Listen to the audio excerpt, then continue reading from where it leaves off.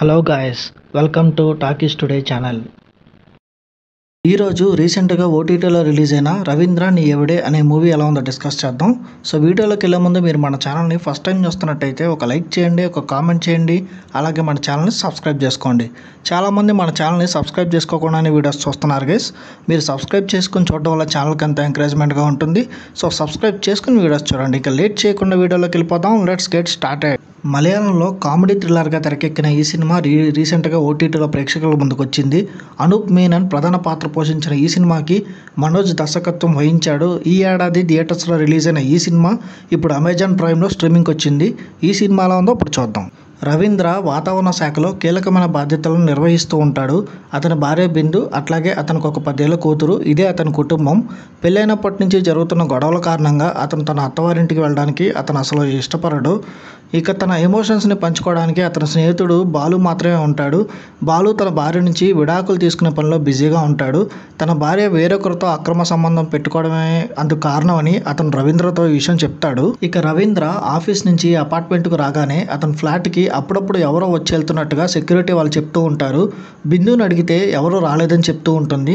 దాంతో అతను ఆమెకు తెలియకుండా అపార్ట్మెంట్కి సంబంధించిన సీసీటీవీ ఫుటేజ్ని పరిశీలిస్తాడు.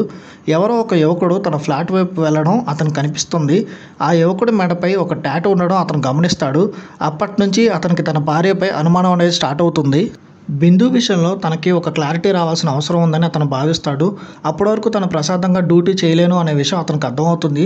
తను ఒక ముఖ్యమైన పనిపై తిరువనంతపురం వెళ్తున్నానని బిందుకు అబద్ధం చెప్తాడు. ఆమెకి తెలియకుండా ఎప్పుడూ క్లోజ్ చేసి ఉండే ఒక స్టోర్ రూమ్లో దాక్కుని ఉంటాడు. అప్పుడు ఏం జరుగుతుంది? అతనికి తెలిసే విషయం ఏంటి? ఇంతకు బిందు దొరికిపోతుందా లేదా? ఈ విషయాలన్నీ తెలుసుకోవాలంటే మీరు ఈ సినిమా చూడాలి. మలయాళంలో రవీంద్ర నీ ఎవడే అంటే తెలుగులో రవీంద్ర నువ్వు ఎక్కడ అని అర్థం. టైటిల్కి కరెక్ట్గా సరిపోయే సినిమా ఇది. ఎంతగా ప్రేమించి పెళ్లి చేసుకున్నా అనుమానాలు, అపార్థాలు చోటు చేసుకోవడం చాలా సహజంగా జరిగిపోతూ ఉంటాయి. తన భార్యకి ఎలాంటి లోటు లేకుండా చూసుకుంటున్నాననే ఒక నమ్మకం చాలామందికి ఉంటుంది. అలాంటి భర్తలకి సహజంగానే అనుమానం కలగడానికి, అది బలపడడానికి ఒక చిన్న కారణం చాలు. అలాంటి ఒక కారణం పైనే దర్శకుడు ఈ స్టోరీని అల్లుకుంటూ వెళ్ళాడు. సాధారణంగా మలయాళం సినిమాల్లో చాలా తక్కువ పాత్రలతోనే స్టోరీ మొత్తం నడిపిస్తూ ఉంటారు. ఈ సినిమా విషయంలో కూడా అదే ఫాలో అయ్యారు. 2-3 లొకేషన్స్, అలాగే 4-5 ప్రధాన పాత్రల చుట్టూనే ఈ సినిమా అంతా తిరుగుతూ ఉంటుంది. స్టోరీ ఏమో స్లోగా నడుస్తూ చివరికి వచ్చేసరికి ఆడియన్స్ని కొంచెం టెన్షన్ పెడుతుంది. ప్రీ క్లైమాక్స్లో ఇచ్చే ట్విస్ట్తో స్టోరీ ఇంకొంచెం ఇంట్రెస్టింగ్గా ముందుకెళ్తుంది. ఈ సినిమా యొక్క కథను, అలాగే పాత్రలను అక్కడక్కడే తిప్పుతూ ప్రేక్షకులను కూర్చోబెట్టిన తీరు బాగుంటుంది. చాలా చిన్న సమస్య అనుకున్నది ఒక్కసారిగా అది పెద్దగా ఎలాగా మారుతుంది, బయట పడలేనంత పరిస్థితుల్ని ఎలా సృష్టిస్తుంది అనేది దర్శకుడు చూపించిన విధానం ఆకట్టుకుంటుంది. వాస్తవానికి చాలా దగ్గరగా ఉండే సినిమాని ఫ్యామిలీతో అందరూ కలిసి చూడొచ్చు. ఈ సినిమా టెక్నికల్ డిపార్ట్మెంట్ చూసుకున్నట్టయితే ఈ కంటెంట్లో కథ చెప్పుకోవడానికి పెద్దగా ఏముండదు. ఒక సింగిల్ లైన్లో స్టోరీ మొత్తం చెప్పేయచ్చు. కానీ దర్శకుడు మాత్రం ఈ సింపుల్ లైన్ని చాలా ఇంట్రెస్టింగ్గా చూపించిన విధానం మెప్పిస్తుంది. ప్రధాన పాత్రలో పోషించిన వాళ్ళంతా చాలా న్యాచురల్గా చేశారు.